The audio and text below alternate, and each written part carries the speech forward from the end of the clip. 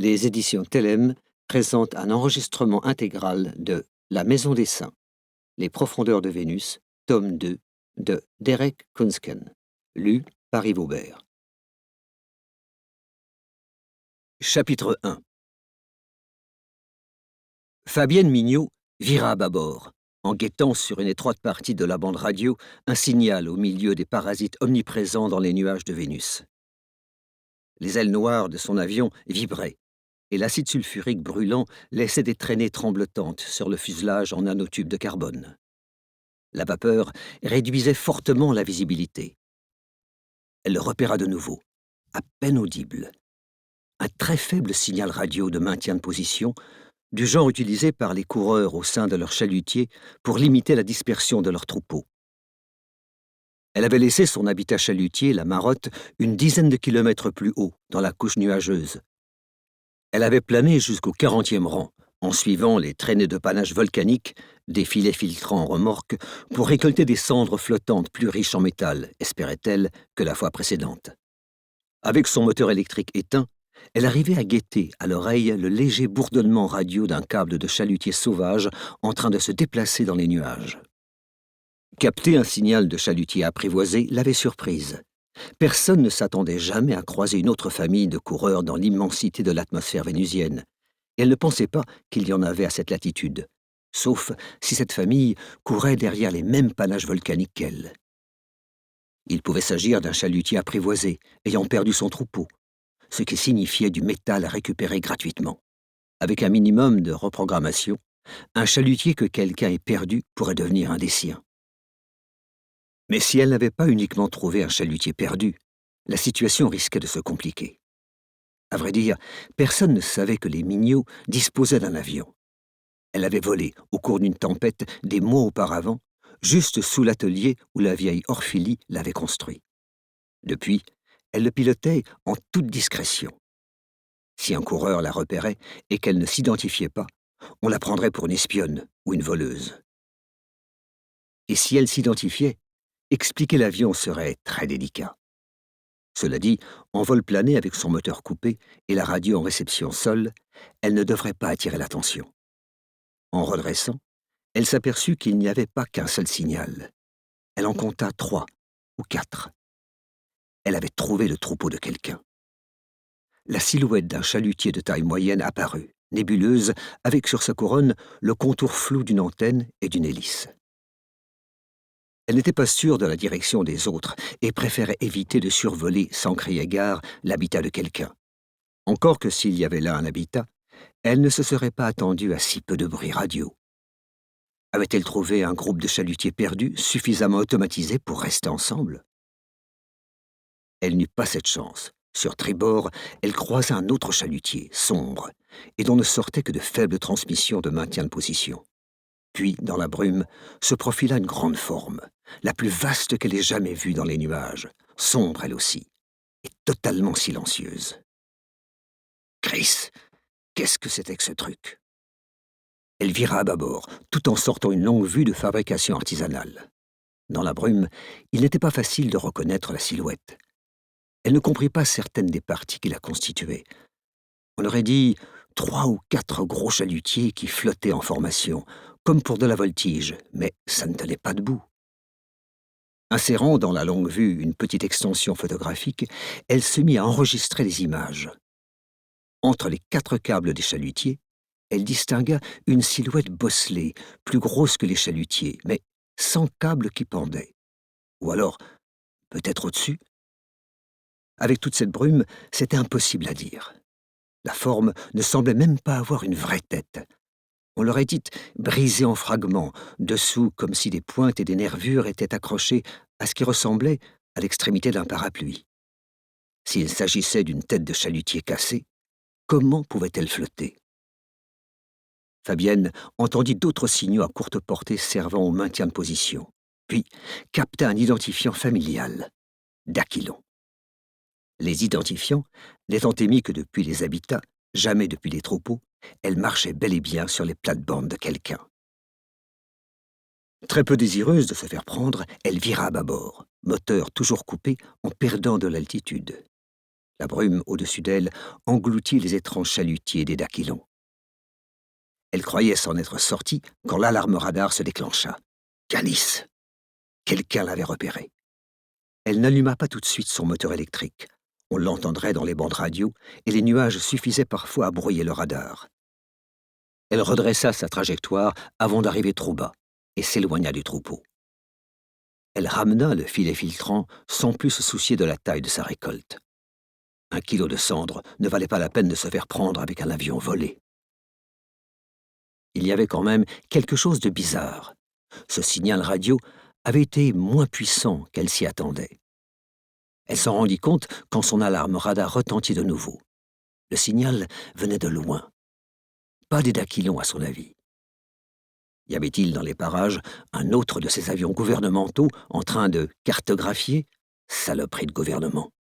Cela faisait des mois qu'il fouillait les véritables nuages au lieu de s'occuper de ses oignons dans les flottilles. À pareille distance, Fabienne avait des chances, et même de bonnes chances, de n'apparaître que comme une ombre radar, facile à confondre avec un petit chalutier ou une colonie de blastulas, ou même avec un nuage dense.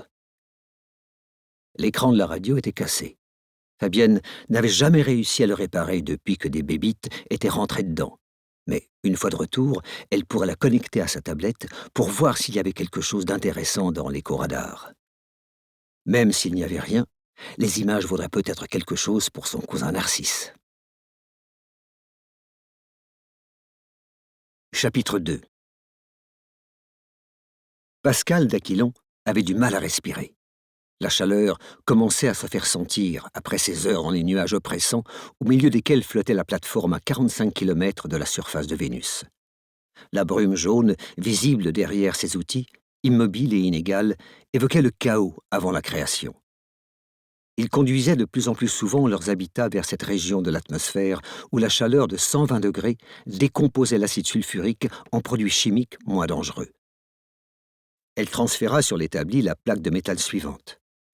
Gabriel Antoine avait réussi à fabriquer quelques robots de construction, même si celui-là n'était guère plus qu'un assemblage de bras et de pinces dépourvus d'intelligence, ce qui obligeait Pascal à mettre les plaques en position sans aide extérieure. C'était un travail fatigant, mais aussi l'acte exaltant qui contribuait à la concrétisation d'un rêve. Chaque pièce métallique qu'il façonnait, elle l'accrochait sous le portique, comme les composants d'un étrange carillon éolien. Les châssis en acier de 2 des grands disques qui serviraient de capuchon dans les systèmes de grottes à la surface pendaient déjà sous ses pieds, à côté des ébauches de turbines électriques. Elle avait du mal à croire qu'ils aient accompli autant, que les premières parties de leur rêve prennent littéralement forme. À moitié démonté, le Kozabskal des vents, l'ancien dirigeable habitat de la famille Dacylon, se dessinait au-dessus du portique. Les brûlures d'acide avaient opacifié la coque en plastique pendant que Pascal et son père désassaient le ventre, exposant à la brume la structure en acier. Les planchers, les parois et le moteur avaient été ôtés et transformés pour de nouveaux usages sur un nouveau monde. Ce qu'avait été l'ancien habitat ne comptait plus. Comme une chrysalide qui protégeait la métamorphose se produisant en son sein, des rideaux, faits de fragments de câbles de chalutier et d'herbes épiphytes séchées, le recouvraient, atténuant la détection radar. Il arrivait à Pascal de s'interrompre pour le contempler, prise d'un élan nerveux de compassion. Elle vit son père, Georges-Étienne, soulever, pour aider à sa mise en place, un côté de la lourde poutre métallique qui donnait du fil à retordre à Gabriel Antoine. Son regard s'attarda sur le corps de ce dernier. Durant les 7 semaines écoulées depuis leur sabordage du Kozabskal des vents, sa combinaison de survie avait changé aussi. Elle était plus élégante et intacte, comme celle des colons qui vivaient au-dessus des nuages. L'acide l'avait marquée, ternie. Des pièces incolores recouvraient les trous, les déchirures et les zones d'usure. Gabriel Antoine avait commencé à leur ressembler, à ressembler à un coureur des vents, ces habitants des couches nuageuses de Vénus. Son corps, déjà en pleine forme, s'était musclé et durci davantage. Et Pascal savait de première main que sa peau avait subi le fouet de Vénus, qu'elle portait rouge et inégale de nouvelles cicatrices d'acide. Mais jusqu'à présent, Vénus n'avait ni rejeté Gabriel Antoine, ni dirigé toute son hostilité contre lui. Il gagnait sa place ici, en bas, dans ses jupes nuageuses. Pascal n'entendait pas ce que disaient les deux hommes à l'autre bout du portique, mais leur ton semblait enjoué quand ils finirent par déposer la lourde poutre sur l'établi où Gabriel Antoine avait installé un autre rebot de façonnage. C'était bon de voir pas, si plein de vie. Il avait tant perdu de choses que pendant un moment, elle s'était demandé s'il n'allait pas renoncer. Durant l'enfance de Pascal, il avait perdu sa femme d'une maladie non soignée, et assez vite ensuite, sa fille, Chloé, emportée par un caprice de Vénus. Son fils Émile s'était brouillé avec lui, sous l'effet des vents qui poussaient pères et fils à prendre de la distance. La perte de Marthe, la grande sœur de Pascal, 2 mois auparavant, avait failli briser le vieil homme. À la mort de maman, Pa avait une grande famille à nourrir et à élever. Le rêve continuait.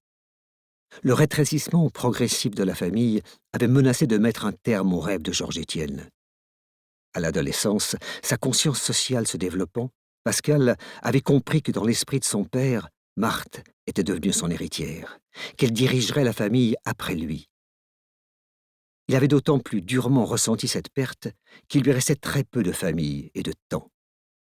Le récent et étrange mariage politique avec Gabriel Antoine et Marie-Pierre Hudon était donc lourd de signification pour Pascal comme pour Pa. Un mariage politique ne remplacerait pas les liens du sang, mais les rêves survivraient dans une famille d'un nouveau type. À peine visible pour Pascal, Marie-Pierre était une minuscule silhouette raccourcie en train d'effectuer des mesures au sommet d'un des 4 grands chalutiers auxquels étaient accrochés les restes du Kosavskal des vents. Les coureurs des vents n'utilisaient pas les habitats dirigeables de la flottille, sortis d'usines dans les astéroïdes et vendus à prix usuraire à la colonie. De toute manière, ceux-là ne survivraient pas en bas. Ils apprivoisaient et élevaient ces plantes vénusiennes flottantes.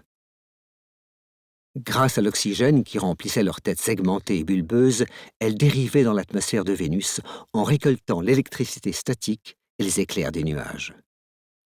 40 ans plus tôt, les coureurs avaient découvert des chalutiers mutants avec double couche à l'intérieur de la tête et les avaient adaptés en y ajoutant des sas afin de les rendre habitables. Des biologistes, dont Marie-Pierre, avaient maîtrisé le matériel génétique des chalutiers, qui se nourrissaient d'acide, et pu ainsi concevoir des modèles bien plus grands, avec davantage de flottabilité, comme d'espace pour leurs occupants. Les 4 chalutiers conçus par Marie-Pierre soutenaient le poids du Kosavskal des vents, pendant que Pascal, Gabriel Antoine et Georges-Étienne le démontaient et le transformaient. Il leur fallait malgré tout travailler vite, les chalutiers en question n'étant adaptés ni à une telle charge ni à une telle altitude. Une fois par semaine, la famille enveloppait de protection contre l'acide l'ancien habitat, ainsi que tout ce qu'elle en avait fait, puis montait dans les nuages moins chauds du 50e rang, où les chalutiers de Marie-Pierre se nourrissaient alors de la foudre, absorbaient humidité et acide. Marie-Pierre déploya ses ailes et sauta depuis la couronne d'une des grandes plantes. Elle commença par descendre en vol plané, puis redressa avant d'activer le moteur de ses ailes, qui lâcha un gémissement quand elle se lança dans un grand arc de cercle pour venir dans leur direction. Pour ce qui était de voler dans les nuages des profondeurs, elle n'était ni aussi expérimentée que des coureurs comme les Dacylons, ni aussi élégante dans ses mouvements que Gabriel Antoine, mais la facilité avec laquelle elle transférait son poids, sa délicatesse dans le positionnement des bras et des jambes, trahissait l'aisance acquise en grandissant dans les nuages. Elle remonta pour perdre de la vitesse jusqu'à ce qu'elle décroche et tombe dans le filet sous le portique. Pascal l'aida à en sortir. Marie-Pierre regarda le bras robotique occupé à souder sous l'œil inquiet de Gabriel Antoine. « Dommage qu'on ne puisse pas tout automatiser, » dit-elle avec une sorte d'épuisement satisfait. Elle paraissait à bout de souffle. À l'intérieur de son casque, les indicateurs lumineux se reflétaient sur son front couvert de sueur. « Tu n'as pas encore l'habitude de la chaleur, dit Pascal. Ça fait des heures. Je peux y arriver. On a bien avancé aujourd'hui.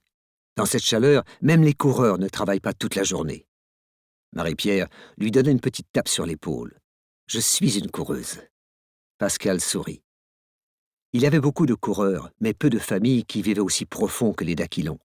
« Il faut que vous rentriez. Gabriel Antoine et toi.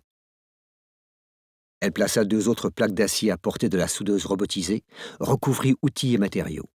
La brume subnuageuse n'était ni venteuse ni pluvieuse, mais ils avaient grandi dans un tel dénuement que d'instinct, ils sécurisaient tout, comme si Vénus allait déverser sur eux jusqu'à ses dernières gouttes d'acide. Ce qu'elle faisait parfois, même à une telle profondeur. Pascal bascula sur le canal commun.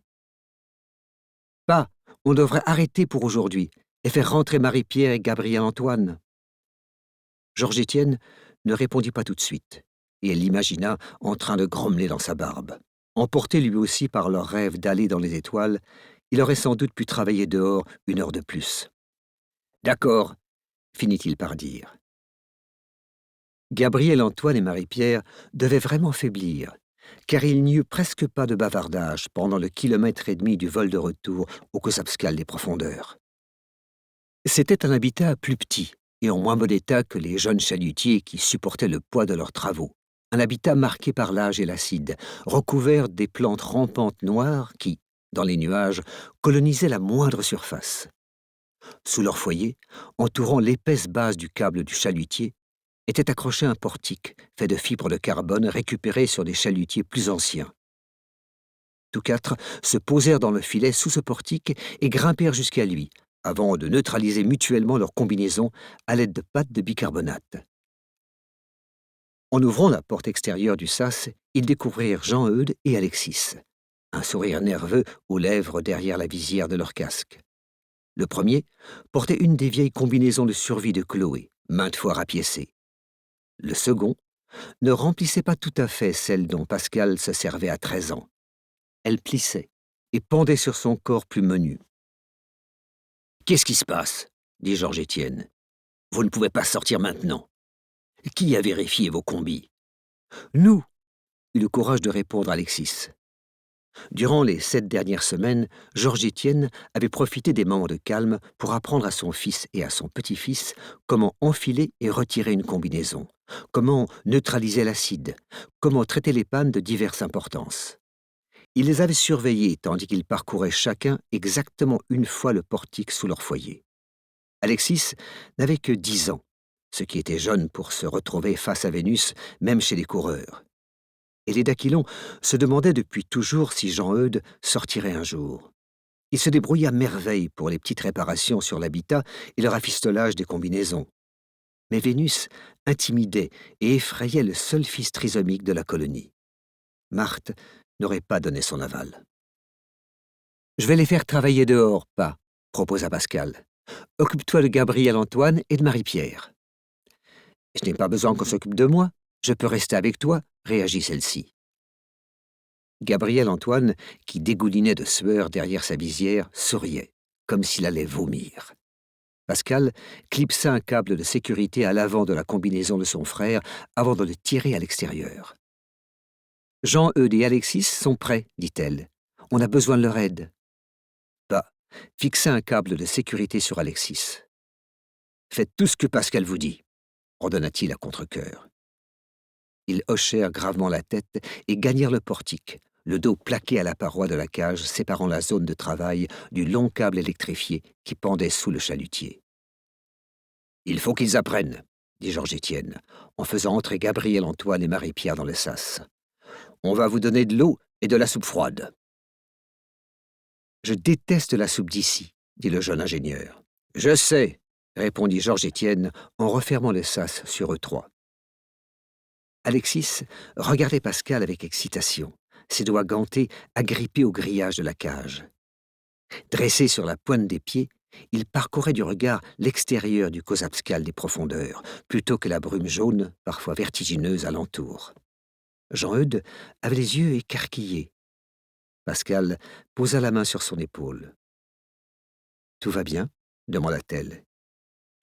Il hocha la tête par à coups dans son casque et se cogna le front à la visière. Alexis s'exclaffa. Jean-Eudes eut un sourire penaud. Pascal les fit procéder à une nouvelle vérification complète de leur combinaison avant de les laisser s'aventurer plus loin sur le portique. Jean-Eudes avança d'un pas mal assuré, en regardant derrière la balustrade de la brume ocre en dessous. Un travail ingrat les attendait. Le métal était rare et cher sur Vénus. Et comme l'acide omniprésent rongeait les machines exposées à l'atmosphère, les appareils robotiques et électroniques représentaient un coûteux investissement à perte dans les nuages. Mais toutes ces considérations avaient perdu de leur importance depuis qu'ils avaient la grotte à la surface avec son passage vers les étoiles. Ils avaient fabriqué toutes sortes de machines, des fonderies, des soudeuses et des découpeuses pour construire les grandes portes en acier, les sas et les turbines qui leur serviraient à installer des capuchons dans le système de grotte. Il restait malgré tout beaucoup de travail ennuyeux et fastidieux à effectuer.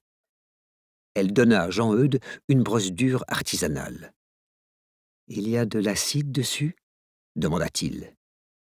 Elle lui montra le coffre où ils rangeaient leurs outils. « Tout est enfermé. Tes gants te protégeront la plupart du temps. » « Et le reste du temps ?» Dans le dos de son oncle, Alexis eut une grimace d'impatience. « Vénus nous touchera toujours pour nous marquer comme sien, » répondit Pascal. « Si on est prudent, elle ne nous marquera pas souvent.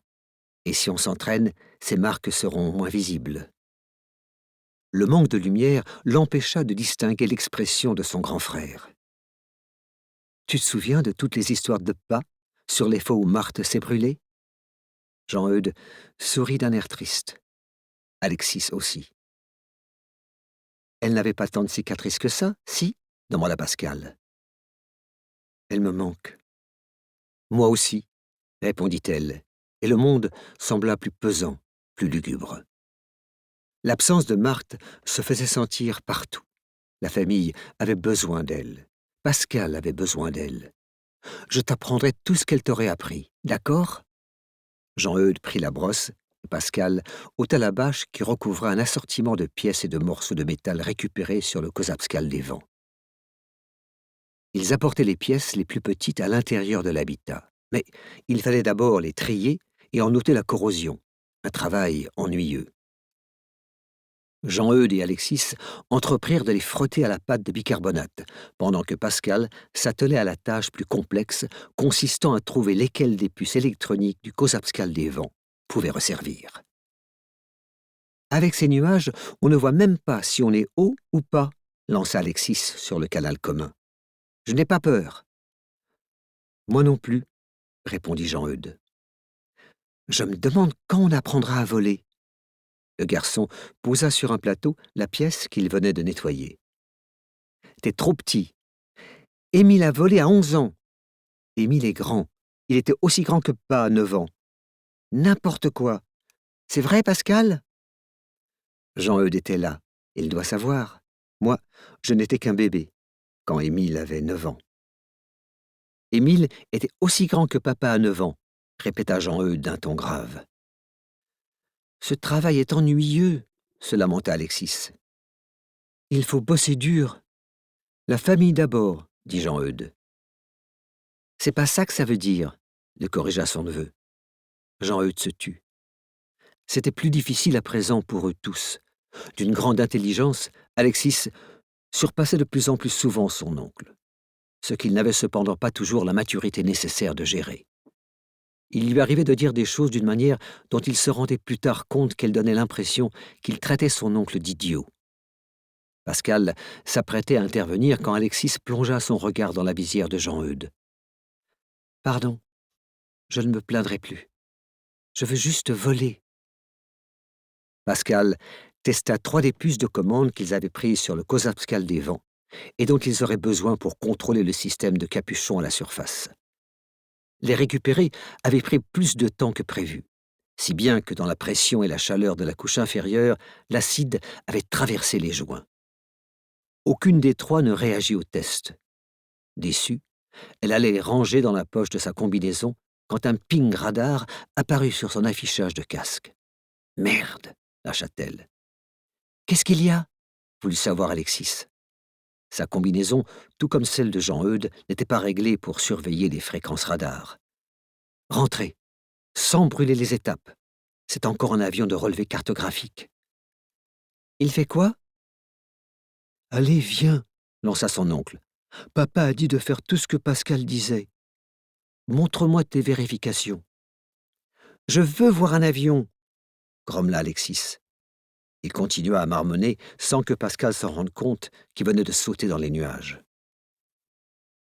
Les avions gouvernementaux sillonnaient l'atmosphère depuis des mois, officiellement, pour dresser une nouvelle carte des nuages et de la surface, mais c'était suspect. Leurs impulsions radars manquaient parfois de vigueur et de synchronisation. Et d'après Marthe, un authentique relevé cartographique générait une quantité de données qui dépassait les capacités de traitement informatique de la colonie. Et puis, les avions survolaient énormément les itinéraires empruntés par les coureurs. La maison de Styx en suivait de moins courus.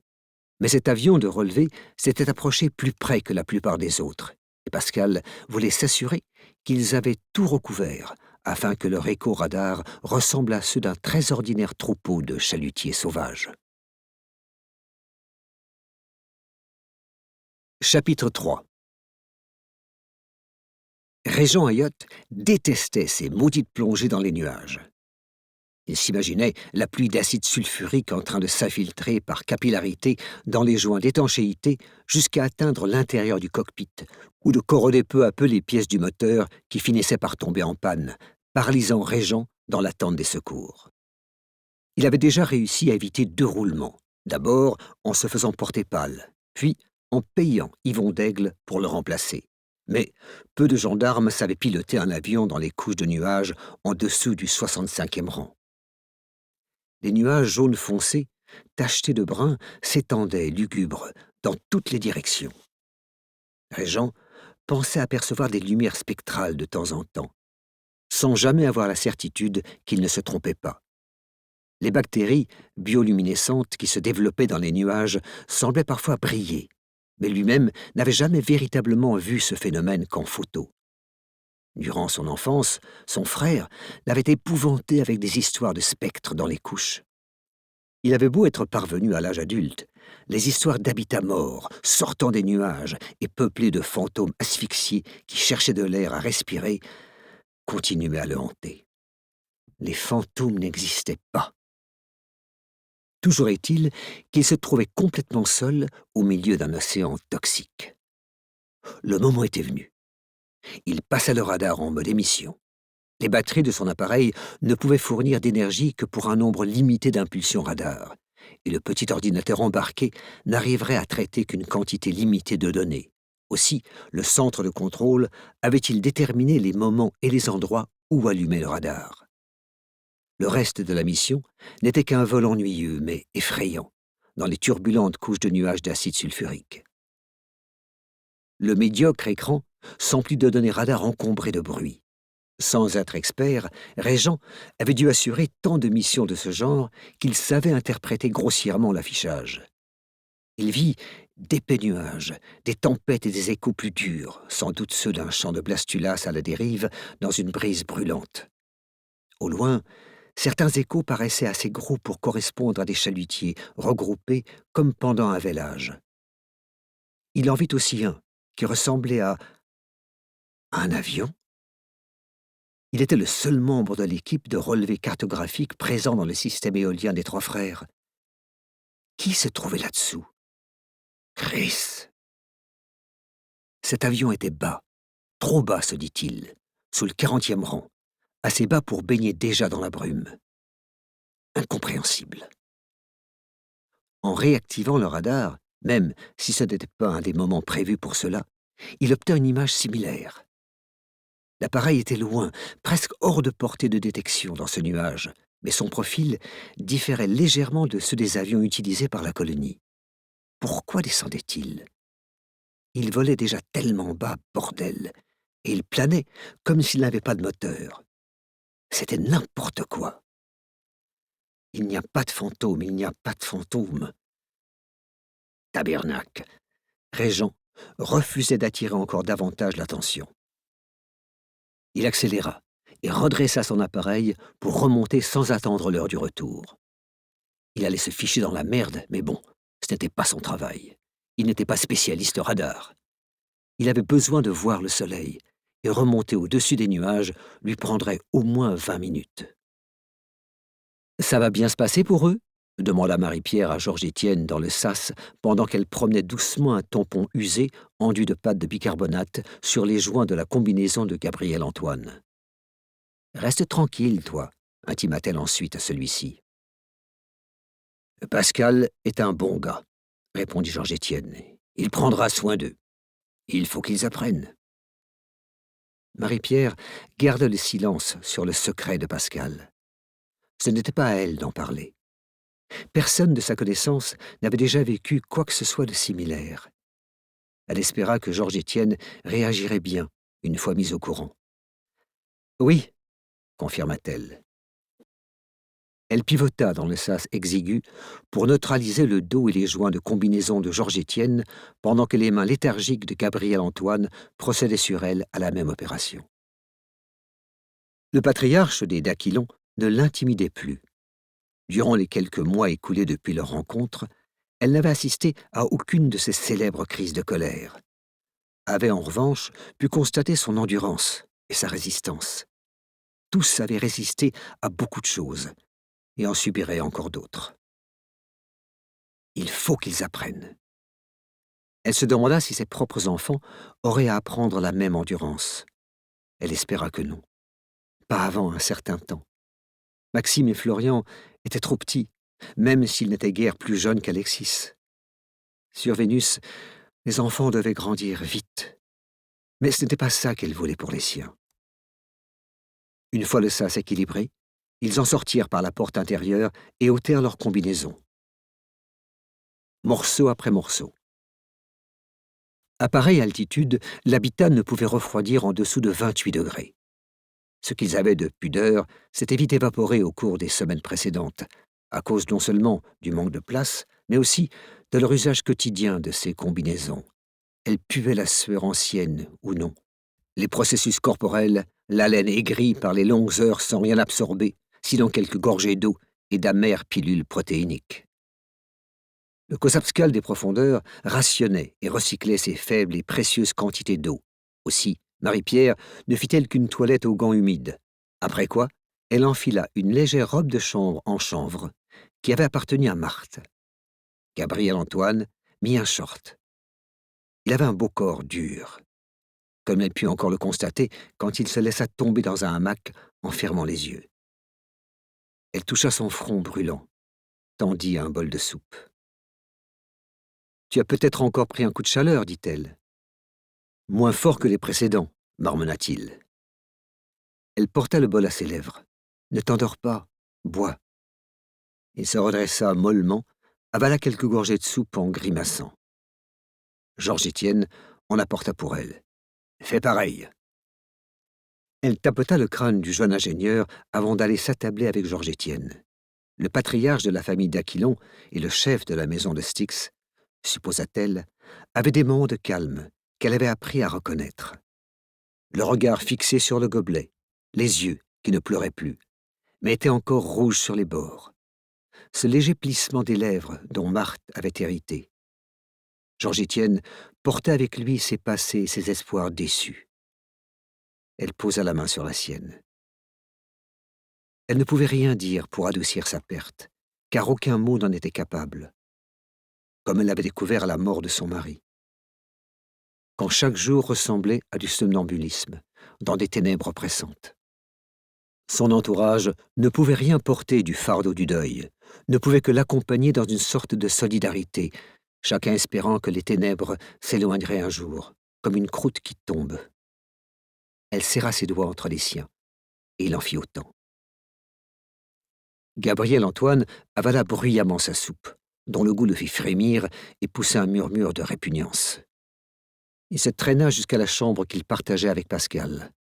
Il n'alluma même pas. Le grincement de son hamac franchit bientôt le rideau qui barrait le seuil. Puis, ce fut le silence. « Il m'a dit que j'avais tué Marthe, » souffla Georges-Étienne. « Qui ça ?»« Émile. Quand il m'a appelé pour m'apprendre ce qui s'était passé. Il m'a dit que je l'avais tué. »« Comment ça ?» Il retira lentement sa main, l'expression encore plus tendue. « Émile a toujours été un bon à rien. Il nous a lâchés. C'est le manque de chance qui a tué Marthe dans les nuages. Georges-Étienne se redressa, croisa son regard. Émile me reproche tous les maux de la famille. La mort de sa mère, celle de sa sœur, Chloé, et maintenant celle de Marthe.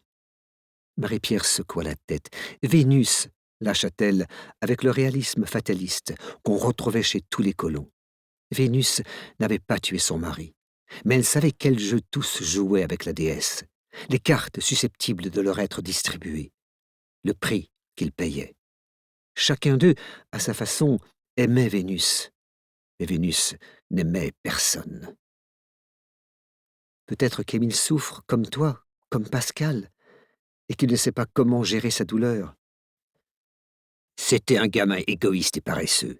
Il est devenu pire en grandissant, voilà tout. C'est Marthe qui s'est occupée de lui, qui a pris soin de lui. Marthe ne me parle de lui que quand elle ne pouvait pas faire autrement. Dans le silence qui suivit, les nervures de l'habitat grincèrent, tout bas, arythmiques, sous l'effet des changements de pression. Marthe s'est mise en danger pour notre rêve d'étoiles, pour les 3 familles qu'elle a réunies en une seule, dit Marie-Pierre. Il n'y avait pas de tempête quand on a commencé. On a vérifié, les nuages ont mal tourné d'un coup. Vénus a bondi, dit Georges-Étienne, d'une voix éteinte. Elle prit sa main entre les siennes. Il essuya ses yeux encore rouges avec celle restée libre. Le moment est venu de faire son deuil, dit-elle avec un sourire qu'elle espérait encourageant, et de le faire ensemble. Viendra ensuite celui de rêver pour notre famille, et peut-être, avec de la chance, la lumière des étoiles illuminera-t-elle nos cœurs. Il sourit tristement. « Tu avais raison, fit-il tout bas, quand tu m'as dit qu'on n'avait pas assez d'alliés. » Elle lui avait dit au petit déjeuner, déclenchant un début de dispute qui les avait fait battre en retraite chacun de leur côté. De toute évidence, il avait réfléchi au problème durant les 10 heures écoulées depuis. « Tu avais raison, répéta-t-il. Cette putain de banque et ce putain de gouvernement finiront par découvrir qu'on a trouvé une route vers les étoiles. Et ils feront quoi, à ce moment-là? Si l'Axis ne bénéficie qu'à nos 3 familles, ils n'auront pas de mal à trouver une justification pour nous l'enlever. » C'était peut-être un peu mesquin, et elle savait qu'elle ferait mieux de s'en abstenir, mais elle ressentait le besoin de défendre un certain équilibre dans leur partenariat. « Tu es donc maintenant d'accord pour dire qu'on va être démasqués ?» Il la regarda fixement pendant quelques instants. « Tu avais raison, » dit-il enfin. Elle eut l'impression coupable d'avoir donné un coup de pied à quelqu'un qui était à terre, mais il avait besoin de cet aveu, tout comme elle-même en avait eu besoin. « Marthe m'a raconté comment votre famille achetait des faveurs et des votes parmi les coureurs, dit-elle. Il va falloir que je prenne sa suite. » Il hocha la tête. Elle n'avait encore jamais abordé le sujet, au cas où il aurait voulu récupérer lui-même les contacts de Marthe. « On a besoin d'alliés, dit-il, de beaucoup d'alliés. Et il faut qu'on en trouve, toi et moi. Et même si on en avait autant qu'on veut sur Vénus, ça ne suffira pas forcément une fois qu'on sera démasqué. Pour le moment, la Banque de Pallas a toutes les cartes en main.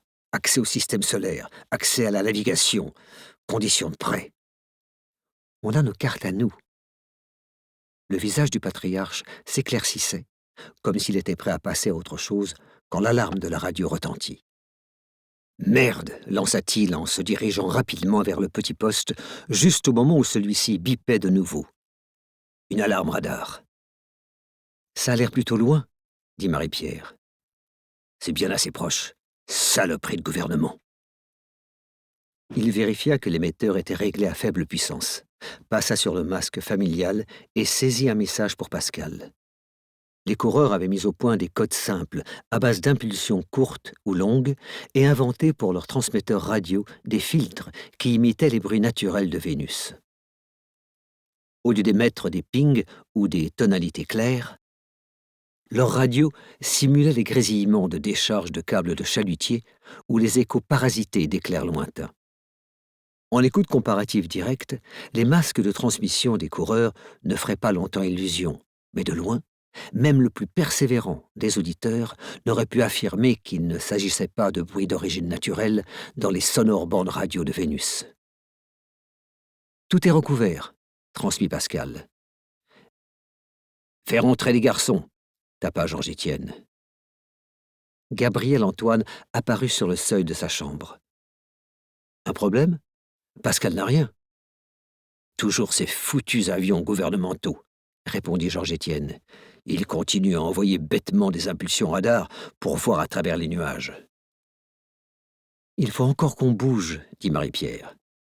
Ouais, s'il y a le moindre risque qu'ils nous aient repérés ici, dit Georges-Étienne, ils suivront le courant de jet des trois frères et jetteront un coup d'œil sur Ruisseau Creux. Pour l'instant, mieux vaut augmenter la vitesse des hélices. Si on part vers le nord, on peut attraper les vents extérieurs de Branche de l'Ouest et laisser les chalutiers se nourrir à baie des Chaleurs.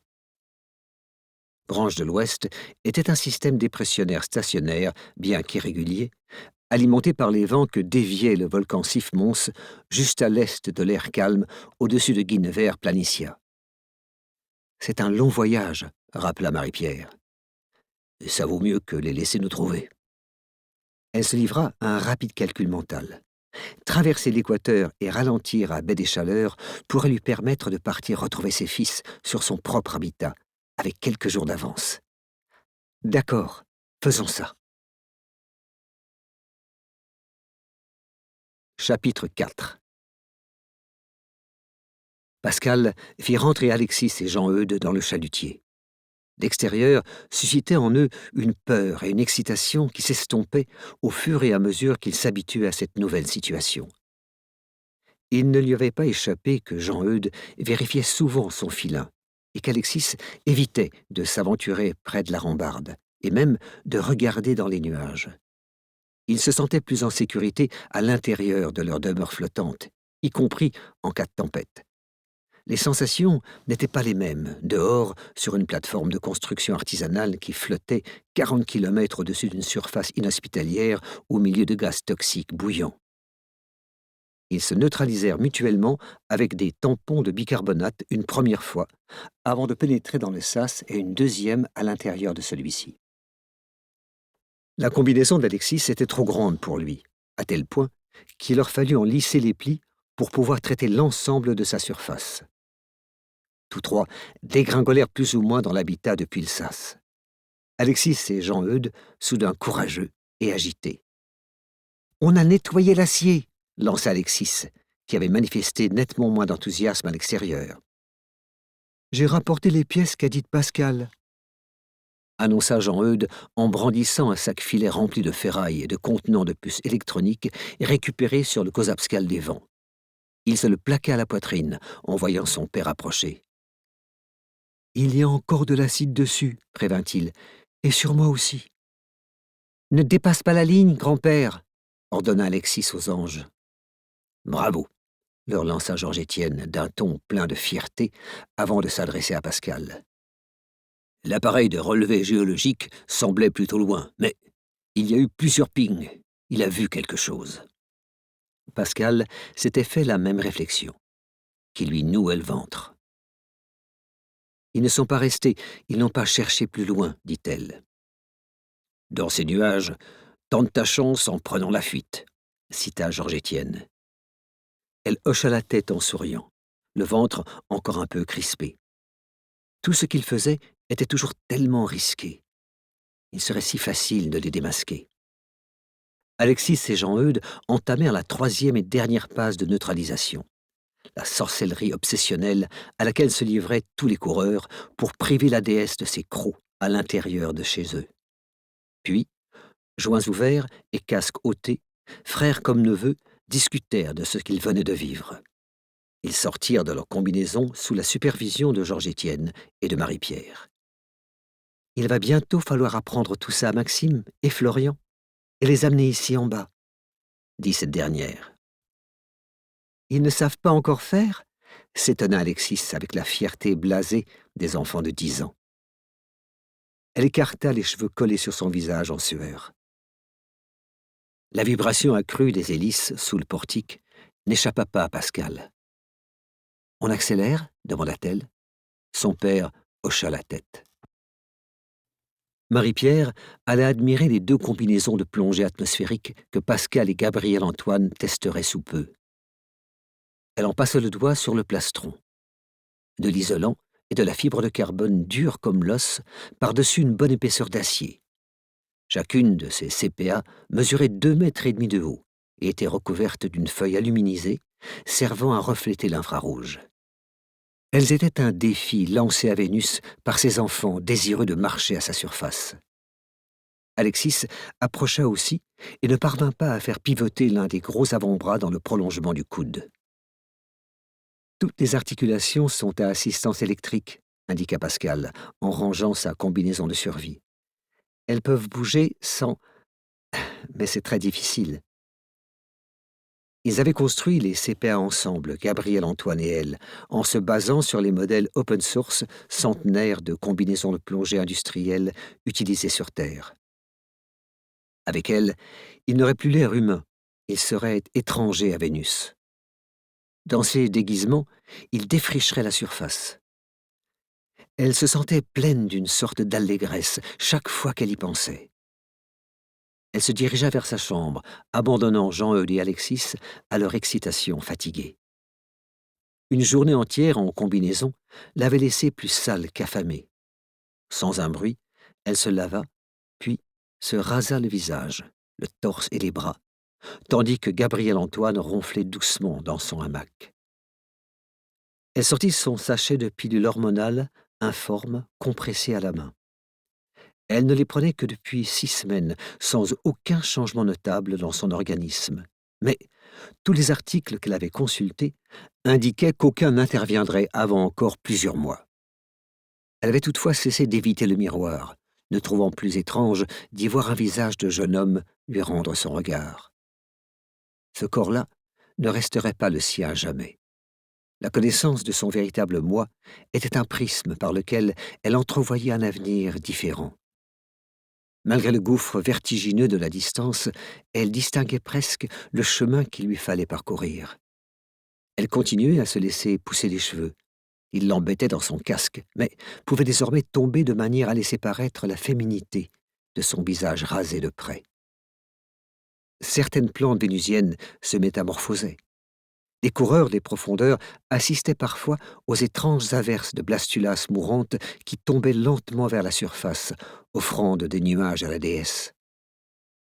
Il arrivait que leur cosse se fasse plus dure, plus boisée, forme une chrysalide. Cela n'arrêtait pas la descente, n'empêchait pas la destruction, mais l'écosse disgracieuse se fêlait pendant cette chute, libérant des spores dont la manière de s'adapter à la chaleur et à la pression de la brume subnuageuse échappait encore au côlon humain. Quelque chose au fond de Pascal réagissait à ces spores, à la fragile beauté en quête et à leur maladroite transformation, tout comme elle réagissait aux causes abscales des vents, à l'agonie. Leur ancienne demeure, couverte de plantes rampantes, de mousse, de détritus de Vénus, était dans sa propre chrysalide et serait bientôt méconnaissable, adaptée à un nouveau mode de vie au fond d'un grand océan de dioxyde de carbone. Son changement rendait toutefois Pascal nerveuse. Il l'effrayait, même si elle le désirait de toute son âme. Et les pilules coûtaient cher. Dans un moment de calme, Pascal avait demandé à Marie-Pierre combien elle les avait payées au juste. Et après une brève hésitation, Marie-Pierre le lui avait dit. L'adolescente ne comprenait pas l'économie du marché noir, mais 75 kilos de câbles de chalutier spécialement conçus, c'était beaucoup, et tous les mois. C'était comme si on abattait et transformait un chalutier chaque trimestre. Qui en avait autant, parmi ceux qu'elle avait conçus? Marie-Pierre en abattait 4 par an, rien que pour les médicaments de Pascal. C'était un trop gros cadeau de la part de quelqu'un qu'elle connaissait seulement depuis peu. Sa gêne ne se limitait pas au fardeau qu'elle faisait personnellement peser sur Marie-Pierre. Celle-ci aurait pu échanger ce câble de chalutier spécial contre quelque chose d'utile à la surface pour toute la famille. Et si c'était ce coup-là qui allait faire la différence entre le succès et l'échec? Comment Pascal pourrait-elle se le pardonner si, à cause d'elle, leur famille perdait leur chance d'atteindre les étoiles? Si le sacrifice de Marthe n'avait servi à rien. Gabriel Antoine remua dans son hamac, avec d'adorables bruits de reniflement. « T'es en train de te raser ?» marmonna-t-il. « Oui, » répondit Pascal, avec une certaine gêne. « C'est pour pouvoir embrasser ?» demanda le jeune ingénieur de manière un peu plus intelligible. « Qui j'embrasserai ?» chuchota Pascal. « Approche, je vais te le dire. » Pascal fit 3 pas avant de s'immobiliser. Son cœur tambourinait, et elle avait mal aux joues tant elle souriait. Gabriel Antoine leva la tête. « Plus près ?» lui murmura-t-il d'une voix rauque. La lumière de la pièce principale se reflétait dans ses yeux. Pascal avança un pied. « Plus près !» l'exhorta Gabriel Antoine sur le ton de la taquinerie. Elle avança l'autre pied, et Gabriel Antoine bondit, l'attrapa. Elle lâcha un petit cri et éclata de rire, tandis qu'il l'attirait dans le hamac. « Chut !» gloussa-t-elle. « C'est toi qui fais du bruit !» lui chuchota-t-il à l'oreille, son souffle tel un chatouillement. Elle ne pouvait plus s'arrêter de rire, ni de se sentir heureuse. Et quand il l'immobilisa sous lui dans le hamac, écrasa ses lèvres rêches sur les siennes si douces, elle glissa les bras autour de son torse. Chapitre 5. Bien que se méfiant les uns des autres, comme du gouvernement, les coureurs avaient besoin de camaraderie, d'un sentiment d'appartenance, du son d'autres voix que les leurs, plus que simplement de familles proches. Les antennes des radios à ondes courtes n'utilisaient que peu de métal. Les postes étaient faciles à construire et les signaux faisaient le tour de la planète. Les coureurs gardaient le secret sur leur position en relayant les transmissions par l'intermédiaire de leurs chalutiers domestiqués, qui pouvaient flotter à des dizaines ou des centaines de kilomètres de leur habitat. On n'entendait la plupart du temps que des parasites sur les canaux à ondes courtes, mais Pascal avait passé des centaines d'heures à écouter des coureurs, dont son père, parler au néant. Il s'agissait, en général, de paroles banales, voire de ragots, parfois de propos paranoïaques ou trompeurs. Certains coureurs, et des habitants d'en haut, essayaient de créer une étrange religion naturaliste. D'autres prenaient régulièrement le micro pour promouvoir des remèdes à base de plantes vénusiennes. Beaucoup d'émissions consistaient en des sketchs satiriques ou humoristiques, de niveau amateur. Les habitats de la flottille pouvaient capter les émissions. Certains coureurs recouraient au joual, dialecte mystérieux et en évolution rapide, plus difficile à comprendre pour ceux d'en haut. « C'est bon ?» demanda Georges-Étienne. Pascal essayait d'établir une connexion masère avec leur émetteur à ondes courtes, qui, à une centaine de kilomètres de là, voguait sur les vents équatoriaux réguliers, tandis que le Kozapskal des profondeurs continuait à flotter dans un tourbillon de nuages prévisible à 15 degrés de latitude plus au sud. Programmer les orientations des antennes sur les 2 chalutiers n'avait rien de facile. « Personne ne trouvera par les ondes courtes, » répondit-elle. Marie-Pierre était sortie s'occuper de ses gros chalutiers bioconçus. Gabriel Antoine dormait. Georges-Étienne prit plusieurs grandes inspirations pour se concentrer, saisit le micro et, les yeux au plafond, commença à émettre. « Ici Georges-Étienne d'Aquilon. Je n'en ai pas encore parlé, mais Vénus m'a pris ma fille. C'est la 2e enfant qu'elle me prend. J'ai beau les aimer autant l'une que l'autre, cette perte-là a été plus dure pour moi, peut-être parce que j'ai vieilli. Je plaçais de grands espoirs en Marthe. Je comptais sur elle pour s'occuper de ma famille quand je serai trop vieux, pour prendre ma suite. Ce n'est plus possible. Ma femme, 2 filles, un gendre, tous disparus. On dirait un massacre au ralenti, et nous en souffrons tous. Vénus nous fait la chasse. C'est l'histoire de chacune des familles de coureurs. Ça ne s'arrête jamais, si bien que nous sommes continuellement en deuil. Peut-être trouverions-nous plus facile de supporter ces pertes dans un endroit où le monde laisse exister le souvenir. Mais Vénus nous efface après nous avoir tués. Cette salope essaye de nous faire douter de nous. « Une famille !» qu'elle dit. « Tu avais une famille ?» Prouve-le. Montre-moi un corps, montre-moi une tombe, montre-moi des photos. On est trop pauvres pour avoir des photos. Et peut-être que notre habitat est tombé si vite qu'on a perdu les objets qu'on gardait en souvenir. À moins que Vénus se soit glissée parmi nous pour faire disparaître nos objets souvenirs. Elle nous efface jusqu'à ce qu'on pense être fou de pleurer nos morts. Pas prit une respiration hachée, mais ses yeux suivaient les nervures du plafond, comme s'il regardait aussi loin que les étoiles glacées. Il les essuya du dos de la main, et Pascal en fit autant. Il était le miroir des petites et grandes colères qu'elle renfermait dans son cœur. J'ai grandi à Trois-Rivières, sur Terre. Nous avions des cimetières avec des tombes qui remontaient aux années 1700. Nous avions des racines, des siècles de pierres et d'annales pour dire « Une famille d'Aquilons a vécu ici. Voici leur nom. » Les pierres ont été érigées par ceux qui les aimaient.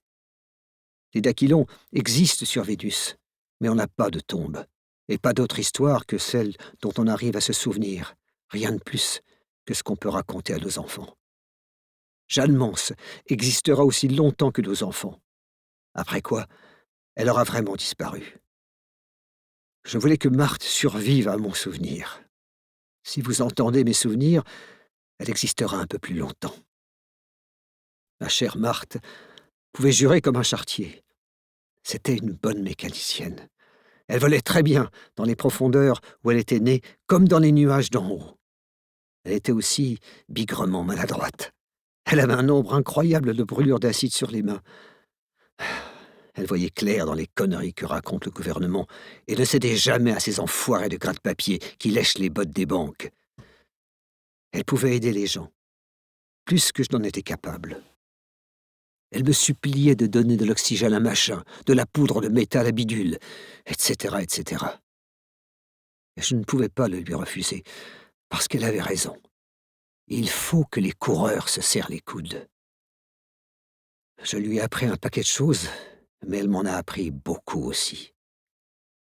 C'est une des manières dont je vais perpétuer son souvenir, en aidant les autres familles de coureurs comme elle m'aurait forcé à le faire si elle était toujours là. Nos souvenirs nous ancrent dans le passé, mais s'ils nous servent juste à jeter un coup d'œil en arrière, ce sont des souvenirs morts. Pour qu'on les fasse vivre, il faut qu'ils nous forcent à agir. Je pense à ce que Marthe voulait pour moi, pour notre famille et pour Vénus. Elle voulait que nous formions une communauté, que nous collaborions avec d'autres coureurs. C'est ce que je commence à faire. Et tant que vous êtes là, à m'écouter parler de Marthe, de Chloé, de Mathurin et de Jeanne Mance, pour laisser mes fantômes vivre encore un peu, écoutez vos propres fantômes et racontez-moi. J'écouterai moi aussi. Je porterai le plus longtemps possible les souvenirs que vous gardez de vos proches. Georges-Étienne se tut et s'essuya les yeux. Pascal ordonna au chalutier lointain, celui avec l'émetteur, de changer d'altitude et de se diriger vers le sud, hors des vents équatoriaux, lui fixant rendez-vous à la prochaine fois que les vents les réuniraient, a priori quelques semaines plus tard. Pas éteignit le maser, mais laissa la radio allumée. Quelques voix commencèrent à s'exprimer, peu sonores et encombrées de grésillements, présentant des condoléances sincères bien qu'impuissantes, ou se plaignant, elles aussi, du tribut de Vénus. Un peu plus tard, certaines donnèrent le nom d'âmes fauchées, elles aussi, par la déesse.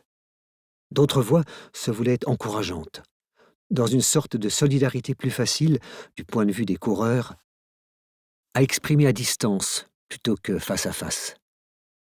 Celle que Pascal trouvait le plus touchante est-elle tellement lointaine que les noms prononcés semblaient fantomatiques, indistincts, comme complètement oubliés. Son père se leva du poste de radio. Jean-Eudes se tenait sur le seuil de la chambre qu'il partageait. « T'inquiète pas, dit-il, je n'oublierai pas maman. On dansait ensemble. Elle me racontait des contes de fées.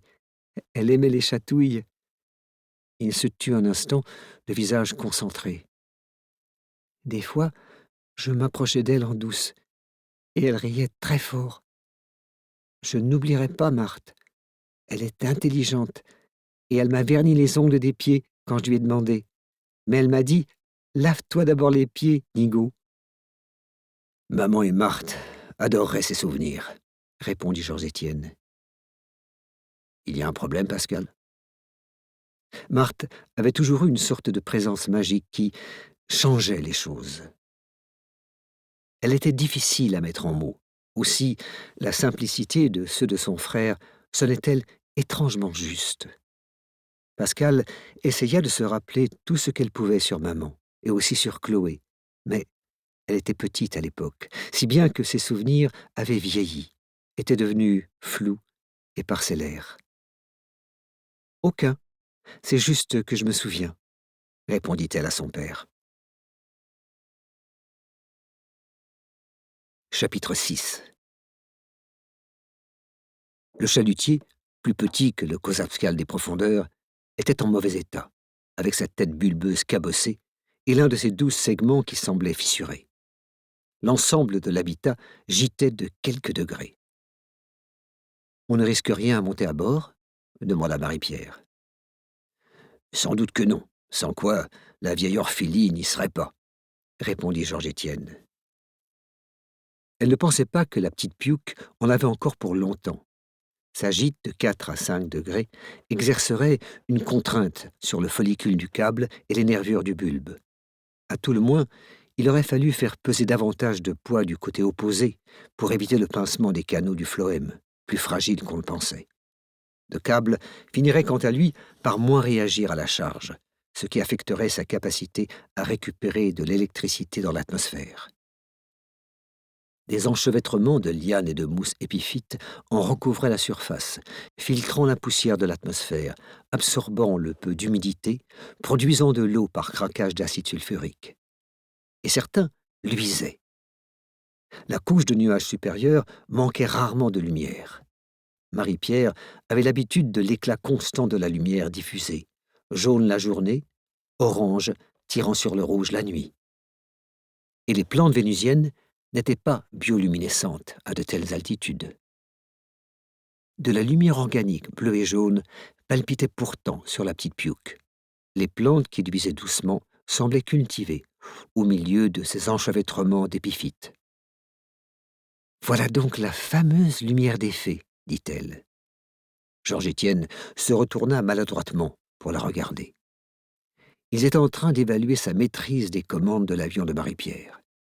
Il avait examiné les ailes et la cellule qu'elle avait sculptée avec son frère dans du bois de couronne de chalutier, puis s'était familiarisé avec la pédale en fil de fer et le manche à balai, 2 dispositifs qui n'auraient pas déparé à l'aube du vol humain. Il avait piloté l'avion jusqu'à cet endroit sans coup férir, puis gonflé les ballons d'oxygène et procédait désormais aux vérifications d'après-vol. Les coureurs des profondeurs racontent beaucoup d'histoires différentes de celles que racontent les coureurs d'en haut, comme toi, dit-il. On voit des choses que personne d'autre ne voit. Des fois, on voit la lumière des fées. C'est très romantique, au sens le plus ancien du terme, légendaire. Ce sont des histoires plus crues que celles que se racontaient les seigneurs français. Nous vivons dans un monde plus dangereux que ces sombres forêts primitives. Quelqu'un s'envola de l'habitat en tirant un filin, se posa quelques instants sur l'avion pour l'innouer rapidement, repartit avant que son poids déséquilibre tout l'appareil. Marie-Pierre et Georges-Étienne sautèrent par l'écoutille de sol et, déployant leurs ailes, volèrent jusqu'à la petite Piouk. Une silhouette muette en combinaison de survie rapiécée les attendait sous l'habitat, sur un petit portique qui ne payait pas de mine. Plutôt que par radio, elle communiqua par signaux manuels, que Marie-Pierre ne reconnut pas et auxquels Georges-Étienne répondit de la même manière. Avec un manque d'enthousiasme visible, elle les aida à se neutraliser et ils lui rendirent l'appareil avant de franchir le sas en sa compagnie. L'intérieur lugubre de l'habitat sentait le soufre et la sueur, et les lumières des pièces périphériques, s'il y en avait, étaient éteintes. Quelques personnes aux crânes rasés attendaient dans l'embrasure des portes, mais aucune ne pipait mot. Le sol penchait nettement, Georges-Étienne finit de neutraliser Marie-Pierre et vice-versa, puis tous deux firent de même sur la personne sortie les chercher. Georges-Étienne et Marie-Pierre déverrouillèrent et ôtèrent leurs casques. Après quelques instants de silence gêné, Georges-Étienne tendit un sac en câble tissé. « Des métaux, dit-il. » Une des formes sombres dans l'embrasure d'une porte adressa un signe de tête à la personne casquée, qui passa devant Marie-Pierre pour prendre le sac des mains de Georges-Étienne. Elle l'ouvrit, l'inclina pour en diriger sa lumière de casque sur l'intérieur qu'elle tâta, sans conviction, du doigt. Elle referma ensuite le sac qu'elle fit glisser sur le sol jusqu'à un des seuils. Une ombre s'en saisit et partit avec. « Qu'est-ce que tu veux, Georges-Étienne » demanda une voix depuis une autre des embrasures, grave, rauque, sifflante. « Je suis venu discuter, Orphilie, » répondit-il. « Qui est cette étrangère ?»« Mon épouse, Marie-Pierre Hudon, du 51e rang. »« L'éleveuse de chalutiers. » Marie-Pierre acquiesça. « De quoi tu veux discuter ?» Il sortit lentement un bocal de son sac. « J'ai apporté de la bagosse pour faciliter la discussion. »« Ça va en être une difficile ? Tu es plus méfiante qu'il y a 10 ans. Tu t'attends à des ennuis. Le monde se fait dangereux pour les coureurs. J'ai entendu la nouvelle pour Clément. Je suis désolé. J'ai entendu la nouvelle pour Marthe, reconnut Orphilie. Mais ce n'est pas de ça que je parle. Toussaint a trouvé le passe au chevreuil à la dérive au 48e rang. L'habitat de Grégoire Tremblay. Un des sas était ouvert, dit Orphilie, d'un ton circonspect, et l'équipement radio manquait. Sauf que celui qui a fait le coup a laissé l'équipement radio secondaire sous le portique. Et le sas, bien sûr. Il n'y avait personne à l'intérieur, mais on a trouvé du sang et 4 impacts de balles. On n'a plus jamais revu Grégoire, ni entendu reparler de lui. Tu es sûr que c'était des balles ? Elles ont transpercé la paroi intérieure, et il y avait chaque fois un trou au même endroit sur la paroi extérieure. Elles ont été tirées par quelqu'un qu'on a laissé entrer dans l'habitat. Toussaint peut te montrer le chevreuil. On se l'est approprié. On récupère les métaux. Ça remonte à quand ? 5 semaines. J'ai vu Grégoire il y a une dizaine de semaines. Pas sur le chevreuil, sur un de ces chalutiers en train de véler. Tu étais allé le voir pourquoi ? Demanda Orphilie d'une voix égale. On faisait du troc, répondit Georges-Étienne dont le ton montait. Marie-Pierre avait un mauvais pressentiment. Elle voulait trouver un moyen d'empêcher Georges-Étienne de s'énerver, mais dans cette entrevue, elle n'était qu'une observatrice. Elle ne connaissait personne. « Quelqu'un l'a vu après toi ?» voulut savoir Orphilie. « Ces filles, j'espère.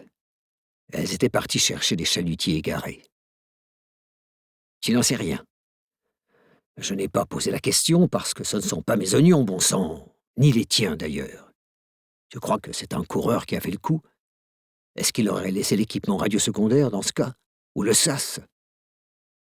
Orphilie Ferlatte avança dans la lumière. La soixantaine, robuste, des bras nus, et un cou qui laissait voir des muscles durs, sous une peau sèche, striée par une topographie de vieilles cicatrices d'acide. Une chevelure grisonnante hirsute qui surmontait des yeux bleus volontiers accusateurs. Quelqu'un a tué un coureur. Des avions gouvernementaux passent partout pour cartographier. Ils ne me plaisent pas plus qu'à toi, réagit Georges-Étienne.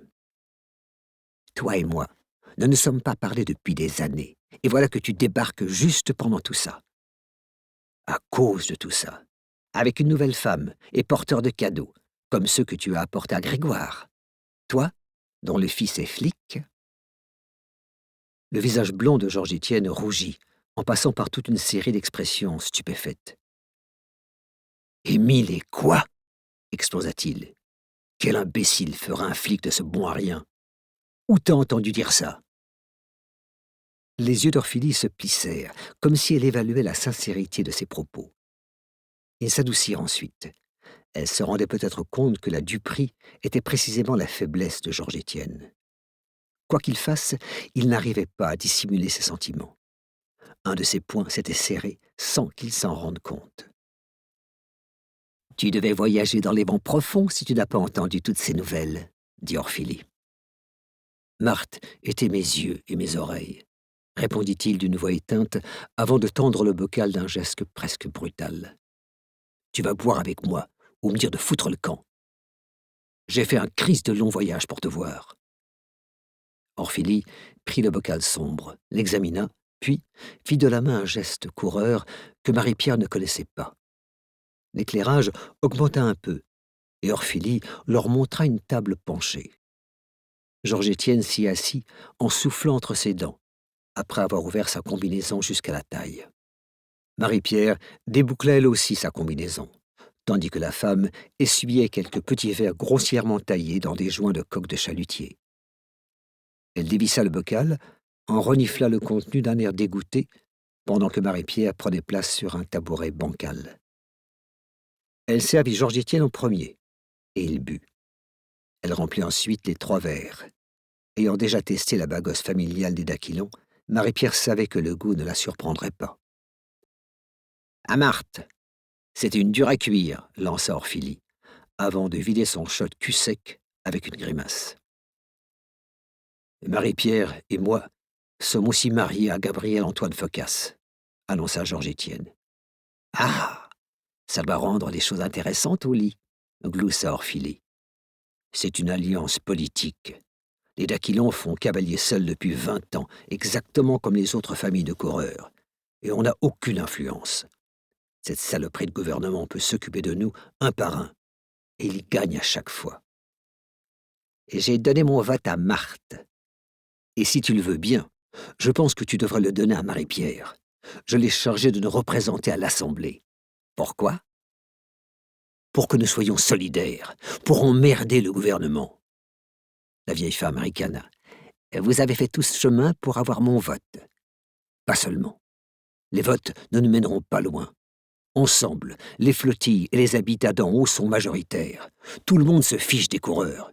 Il faut qu'on s'allie davantage. Les coureurs doivent faire équipe. » « T'es en train de m'inviter dans ton lit, là, Georges-Étienne. Avec elle et l'autre, comment qu'il s'appelle déjà? Les familles sont trop petites. Personne n'a rien à foutre d'une famille avec ses 4 ou 5 membres et ses chalutiers. Si une famille de coureurs coule dans Vénus, qui s'en aperçoit? Je me suis allié avec 2 autres familles. Nous partageons nos ressources comme nous partageons les risques. Ça nous rendra plus difficile à marcher sur les pieds. Il faut que tu noues des alliances. »« Ah oui ?» grommela Orphilie. « C'est une menace ?»« Les menaces, tu les as listées toi-même, » intervint Marie-Pierre avant que Georges-Étienne ait le temps de répondre. On ne savait pas que quelqu'un avait abattu Grégoire et coulé son habitat. On sait qu'il y a des avions partout, y compris à des endroits où ils ne sont jamais allés. Mais on ne sait pas pourquoi. Le gouvernement essaye de prendre les habitats que j'ai produits à la sueur de mon front. Il s'attaque au marché noir. La présidente ne m'inspire pas la moindre confiance. Cachette est une salope, mais elle ne ferait pas claquer le fouet sans que la banque la couvre. Ce n'est peut-être même pas elle qui le tient. » Orphilie sembla dubitative. « Mon fils Pascal apprend à être ingénieur, » dit Georges-Étienne. « Gabriel-Antoine l'est déjà. Quant à Marie-Pierre, elle modifie et élève des chalutiers. On regroupe des compétences qu'aucune famille ne possède seule. On a les habitats où on vit, plus celui des Phocas au 65e.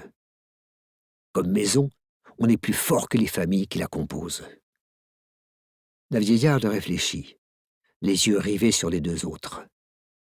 Marie-Pierre s'essayait à une nouvelle gorgée de l'horrible bagosse. « Pourquoi faites-vous ça ?» finit par demander Orphilie. « Il faut que Vénus change, » répondit Georges-Étienne. « Cette fichue banque est en train de prendre le pouvoir sur nous. Cette saloperie de gouvernement conduit la colonie droit dans le mur. On n'a aucun avenir, à moins de nous le construire nous-mêmes. Que tu sois plus forte me rend plus fort. On est tous trop pauvres pour avoir un pot de chambre. Qu'est-ce que ça change, qu'on soit alliés ou non? J'ai apporté des métaux. Marie-Pierre a des chalutiers qu'on sait convoités par le gouvernement. Mettons-nous tous ensemble en position de force pour négocier, et voyons où ça nous mène. J'en ai assez qu'on me marche sur les pieds. Chapitre 7. Émile était assis en combinaison de survie sur le toit du Marais des Nuages, derrière la petite armoire à outils. Il avait besoin de prendre un peu de distance avec la famille Phocas. Les grands-parents grincheux et les 2 gamins turbulents ne lui parlaient pas, ou bien ils parlaient trop. Il ne pensait crisp pas avoir gagné au change avec Émile au lieu de Gabriel Antoine, mais il s'en fichait. Le soleil brillait d'une blancheur aveuglante à l'horizon. Son reflet sur les nuages en forme de doigts qui s'élevaient au-dessus des thermiques faisait comme une forêt de fantômes diffus sous un ciel saupoudré d'étoiles. Émile aurait aimé croire aux fantômes, se dire que peut-être quelque part dans ce paysage spectral, Marthe flânait, volait, existait encore. De toute manière, si elle avait vraiment été un fantôme, elle serait revenue le hanter, gentiment ou non. Avec son côté houspilleur et autoritaire, qui venait d'un lieu plein d'amour frustré et tumultueux. Mais Vénus dissolvait même les fantômes, laissant Émile s'accrocher à des souvenirs qui s'effaçaient peu à peu. Le dos dans l'ombre projeté par l'armoire, il étendait les jambes au soleil. Entre les deux, lui-même était juste à la bonne température. Il avait connecté sa tablette aux commandes vocales de son casque. Il avait des mots en lui, quelque part, des fragments de poèmes proches de la surface, en quête de clarté, peut-être aussi de vérité et de révélation. Les mots semblaient prometteurs, embryonnaires, mais uniquement lorsqu'ils flottaient, non formés en lui. Ils ne sortaient jamais comme il le fallait, ce qui ne les empêchait pas d'imposer leur propre naissance, parfois avec toute l'élégance et la beauté poétique d'une vilaine gueule de bois post-bagos. Il savait qu'arriver à faire sortir les mots serait un soulagement et une déception à la fois pour lui. Il voulait avancer sur La mer cruelle, un poème en cours consacré à la Vénus qu'ils habitaient, ou sur Les enfants tourbillonnants de Caïn. Il y travaillait depuis longtemps, et leur naissance était difficile, produit de vieilles colères, de rancœurs anciennes. La mer cruelle avait pris sa mère et 2 de ses sœurs. Quant aux enfants tourbillonnants de Caïn, il subissait les conséquences de péchés commis par quelqu'un d'autre. Il avait besoin des 2 pour exorciser ses propres démons, mais ne cessait, au lieu de les terminer, de revenir à la muse en pleurs au crépuscule. Il n'avait pas revu Thérèse depuis plusieurs mois.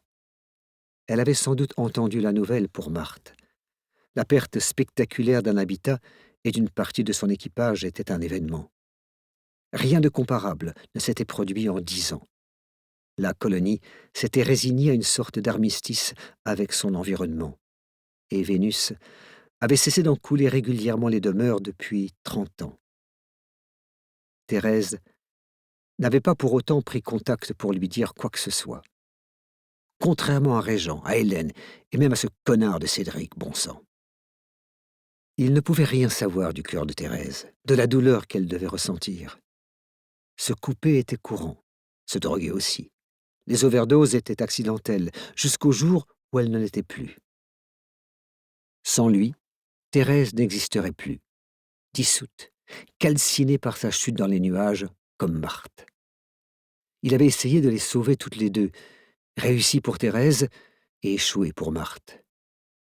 Il voyait là-dedans quelque chose de significatif, la mesure de la profondeur de son amour pour Thérèse.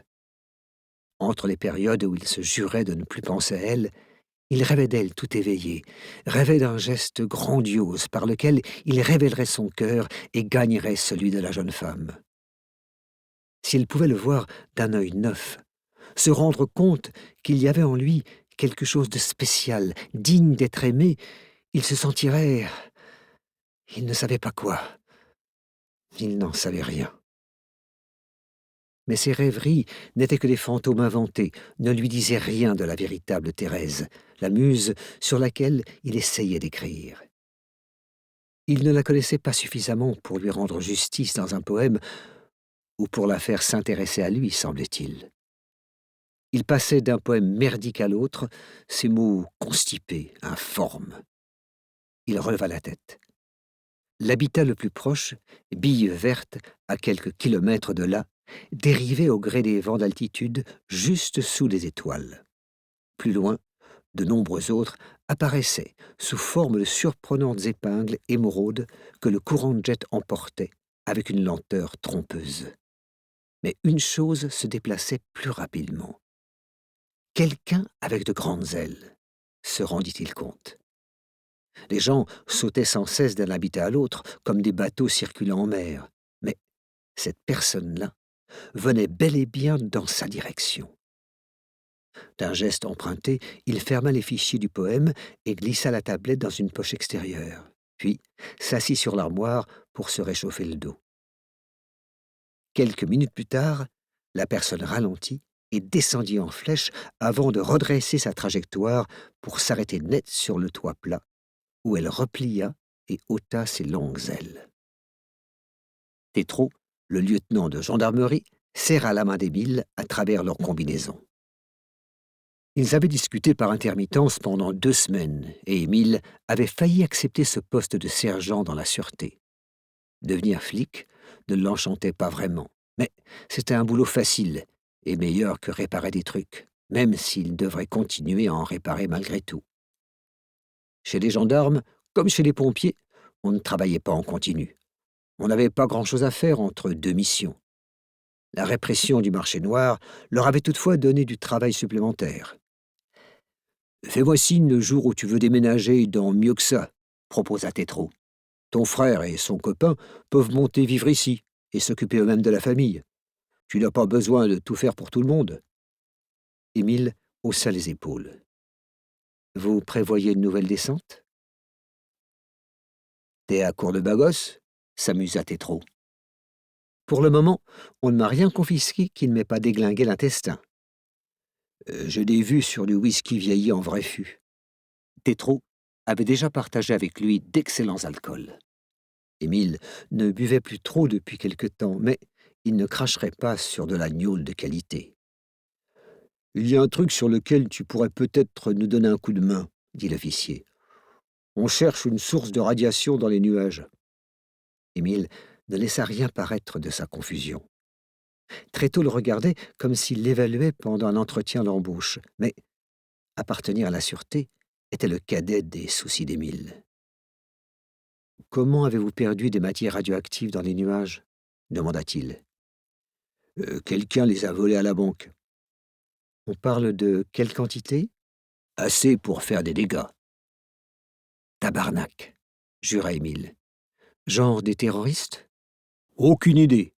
Personne n'a encore exigé quoi que ce soit.» Émile scruta d'un bout à l'autre l'horizon nuageux.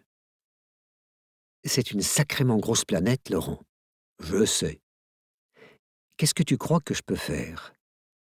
«Les substances radioactives ne sont sur aucun habitat, ni aucune usine flottante au 65e rang. On a contrôlé tout le monde pendant une inspection sanitaire. Elles n'ont pas quitté la planète, et elles ne sont pas à la surface.» «Elles pourraient y être enveloppées dans du plomb.» «À la surface, le plomb fondrait et coulerait. Elles ne peuvent donc être que parmi les coureurs, auxquels je ne connais rien. Mais toi, si. Tu es un expert.» Émile n'apprécia pas qu'on le traite d'expert en quoi que ce soit, mais il était bien un coureur, même si, en 5 ans, il n'était descendu qu'une seule fois sous le 60e rang. «L'endroit où vous avez grandi ne vous quitte jamais.» «Tu t'y prendrais comment alors?» continua Tétro. «Si tu étais un coureur qui ne veut pas que des substances radioactives puissent être détectées par les compteurs geyser des habitats gouvernementaux.» Chapitre 8. Le troupeau de chalutiers de Fabienne Mignot évita une tempête et n'arriva qu'avec un jour de retard au point de rendez-vous. On considérait souvent Vénus comme la petite sœur des géantes gazeuses Jupiter et Saturne, comme une planète profonde et chaotique, alors que son atmosphère avait en réalité une structure grossière, imposée par les vents dominants et les grandes cellules de convection. Les voyageurs expérimentés pouvaient suivre les tempêtes stables, les tourbillons, les thermiques prévisibles et les vagues atmosphériques comme dans une épaisse forêt, les cours d'eau et les sentiers tracés par les chevreuils. Les coureurs connaissaient un grand nombre de ces structures versatiles et les passages de l'une à l'autre.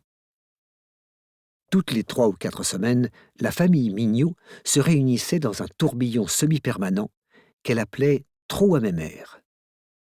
Depuis le portique, à moitié terminé sous la marotte, Fabienne et sa sœur Angèle regardèrent trou à mémère organiser petit à petit leurs chalutiers soigneusement rassemblés en une file qui allait rejoindre les troupeaux de leurs cousins Narcisse et Liette. En cas de négligence ou de malchance, le tourbillon, malgré sa largeur et la faiblesse de ses forces de cisaillement, pouvait disperser un troupeau. Mémère était malgré tout un bon endroit où s'arrêter pour réapprovisionner les chalutiers, surtout s'ils revenaient d'une récolte de cendres volcaniques dans les profondeurs. Cette poche atmosphérique foisonnait d'électricité statique, leur nourriture. Des arcs électriques bleus jaillissaient le long de leur fil à plomb tandis qu'ils suivaient les vents tourbillonnants. Il arrivait à Trou-à-Mémère de piéger provisoirement des chalutiers sauvages dans ces courants circulaires. La famille Mignot avait parfois complété ainsi son cheptel quand elle avait assez de métal pour domestiquer de nouveaux chalutiers.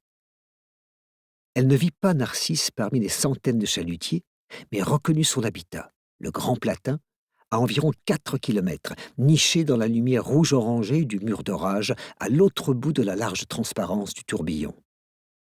Habituée à être entourée de nuages, Fabienne était prise d'étranges vertiges au milieu d'espaces dégagés. Angèle et elle décrivirent un grand arc de cercle dans le large creux, jusqu'à pouvoir se poser dans le filet sous le portique du Grand Platin. À l'intérieur de l'habitat, elles retrouvèrent Narcisse, un quinquagénaire corpulent, et l'aîné de leurs cousins, ainsi que sa sœur Liette. Tous deux les avaient élevés après la mort de leurs parents, mais dès qu'elles avaient eu l'âge de le faire, elles avaient déménagé dans un habitat rudimentaire qu'elles avaient façonné à partir d'un chalutier sauvage à double enveloppe. Elles avaient commencé par s'occuper des petits troupeaux de narcisses avant de capturer et d'apprivoiser les leurs. Et à présent, 8 ans plus tard, les Mignot avaient des centaines de chalutiers, grâce auxquels ils récoltaient des matières organiques et de l'eau, produisaient de l'oxygène et des matériaux de construction acido-résistants, manne dont bénéficiaient les 2 jeunes sœurs. La famille aurait pu s'occuper d'un plus grand cheptel. Mais elle n'avait plus le moindre bout de métal disponible. Impossible de construire davantage de circuits, de réservoirs d'air comprimé, de condensateurs, de moteurs ou de systèmes de commande. Elle avait ce qu'elle récoltait dans le ciel, plus quelques fournitures de la colonie, ce qu'on considérait comme de l'équipement de survie et dont elles avaient hérité, ou qu'elles avaient troqué, ou à le remporter quand personne ne regardait. Mais c'était à peu près tout. Narcisse désulfurait ce qui ressemblait à un ragoût. Liette, femme grisonnante qui approchait des 50 ans, avait démonté un moteur électrique dont les pièces recouvraient la table. « Vous êtes en retard », constata Narcisse. « Vénus a encore joué l'emmerdeuse », répondit Fabienne. « À cause d'elle, on a dû faire demi-tour à Branche de l'Ouest, et le troupeau a failli se diviser en 2. Il a fallu qu'on recommence le cycle. Je vous avais prévenu de soigner votre entrée là-dedans. » Il se montra en général revêche avec Fabienne et Angèle. Il n'avait jamais voulu d'enfants, mais oui, il les avait prévenus. Non qu'elle se soit montrée imprudente. Se servir des franges d'une tempête dans un but quelconque n'était jamais facile, et Vénus tendait des pièges. Avec de la chance, elle ne faisait pas couler le sang. Une fois que les 2 sœurs eurent ôté leur combinaison, Fabienne sortit une carte mémoire d'une poche intérieure. « Il faut que je te montre un truc. »« Quoi ?» ?»« Les dactylons mijotent quelque chose. »« Quoi ?» ?»« Aucune idée. J'ai pris des photos. Ils étaient dans le vieux tourbillon de tempête à Trou-à-Eudore. »« Ils t'ont vu ?» Oubliant le ragoût, Narcisse fouilla dans un placard à la recherche d'un lecteur de l'ancien temps. « Bien sûr que non. »« Comment tu le sais ? Ce vieux bouc de Georges Étienne est un sale roublard méfiant. S'il t'a reconnu... » J'étais en silence radio et moteur coupé dans la brume au 40e rang. J'ai dérivé à travers. Je suis descendu en décrivant un cercle et je n'ai rallumé mon moteur qu'au bout de 5 kilomètres. Et même là, j'ai laissé la radio éteinte. Elle attendit, mais n'obtint aucune réaction. Il y avait un avion cartographe dans les parages, par contre, finit-elle par ajouter. Narcisse se retourna pour la regarder, le visage de plus en plus rouge. « Tu t'es fait pinguer ?» Elle garda le silence. « Combien de fois ?» voulut-il savoir. « Deux, mais de loin. »« Il t'a vu alors ?» ?»« Il était au moins 5 kilomètres. L'écho aurait été nul. »« 2 fois, accusa-t-il. »« S'il m'avait repéré, il m'aurait suivi en continuant à me pinguer. Sauf qu'il est parti, » expliqua-t-elle d'un ton apaisant. Elle tendait toujours la carte mémoire. Le visage hirsute de Narcisse n'avait rien perdu de son expression revêche quand il trouva le lecteur et prit la carte mémoire. Liette abandonna ses pièces de moteur pour venir voir. Le lecteur étant à plat depuis longtemps, Narcisse dut le connecter à une batterie sur l'établi. Il tripota les branchements jusqu'à ce qu'il arrive à allumer l'écran. Il inséra la carte, puis scruta les images. « Qu'est-ce que c'est que ce machin ?» dit Liette. « Ils ont relié des chalutiers par un harnais ?» s'étonna Narcisse. Fabienne hocha la tête. « On ne peut pas faire ce genre de choses dans les nuages, » décréta-t-il avec une sorte de conviction inébranlable. « Où veux-tu en venir ?» demanda Liette. Son frère grimaça avant de répondre. « Ce harnais, les Dacylons ont eu de l'aide. C'est un projet spécial dont le gouvernement n'a parlé à personne. » Quand il écarta les doigts pour essayer de voir ce qui était accroché entre les 4 chalutiers, l'image grossit jusqu'à devenir floue et granuleuse. Il passa d'autres photographies, revint en arrière. « On dirait qu'ils construisent un énorme disque, » conclut-il, « en métal. Ce n'est pas du carbone ni du câble de chalutier pressé. »« Où aurait-il trouvé autant de métal ?» demanda Liette. Narcisse agrandit une image postérieure, une des dernières prises par Fabienne, vue en contre-plongée presque verticale, à une distance de 300 ou 400 mètres. Elle montrait les 4 chalutiers dans la brume, avec entre eux la forme sombre et déconcertante enveloppée de débris. « C'est cassé, » constata Narcisse, « comme une coquille d'œuf. » Fabienne n'avait jamais vu d'œuf, mais savait à quoi il ressemblait grâce aux photos et aux histoires que lui avaient racontées ses cousins sur leur enfance au Québec. Il zooma petit à petit jusqu'à ce qu'on ne voit plus rien que des pixels. « Image pourrie, » dit Liette. « On n'a pas besoin de voir quoi que ce soit. Là, il y a une ligne droite. Et là, un angle droit, » dit Narcisse en les suivant du bout du doigt. « Ils ne sont pas en train de vider un chalutier. C'est artificiel. C'est un habitat. Je vous fiche mon billet que ce truc est le Kozabskal des vents. Il y a quelques mois, ça a fait tout un foin quand le gouvernement a voulu le confisquer pour le transformer en pièces détachées. Il a coulé avant que la question soit réglée.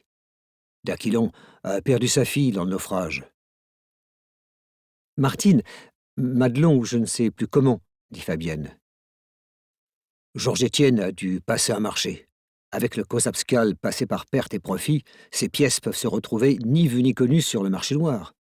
Je vous parie que Dacylon verse d'énormes pots de vin à Gachel. » Fabienne n'avait pas poussé la réflexion jusque-là.